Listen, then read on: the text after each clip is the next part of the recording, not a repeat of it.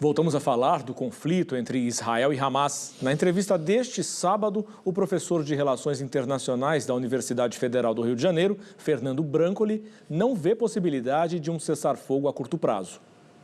Esse conflito dessa semana coloca essa resolução ainda mais distante? Pensando em toda essa geopolítica do Oriente Médio, a resolução está cada vez mais distante? Olha, para os próximos dias não há a menor possibilidade de um cessar-fogo.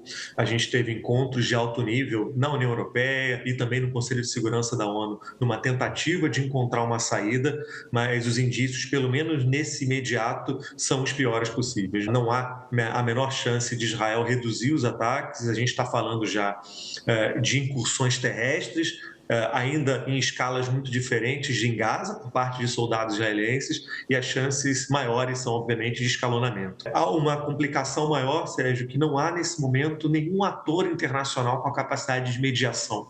Não há nenhum país que, tradicionalmente, tentava chegar ao meio termo entre grupos palestinos e Israel, para fazer com que esses atores sentem na mesa. É exagero dizer que a ONU, nesse momento, perdeu a importância ou a força nesse tipo de situação?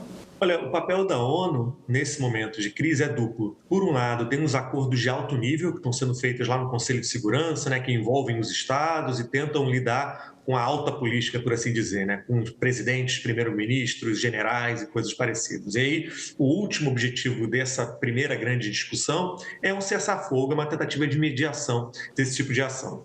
Nesse ponto, a ONU está muito congelada, na medida em que todos os atores que compõem a ONU, os estados, não chegam ao meio termo sobre o que se fazer.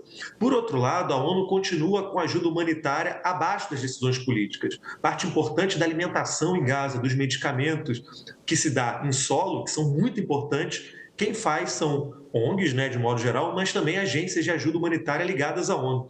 Quase um terço de toda a comida que chega em Gaza chega através da ONU.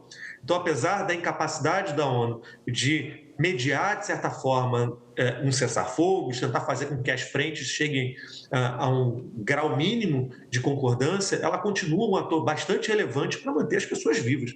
Né? Sem a ONU, sem a estrutura burocrática, logística da ONU, a gente teria uma crise humanitária ainda maior.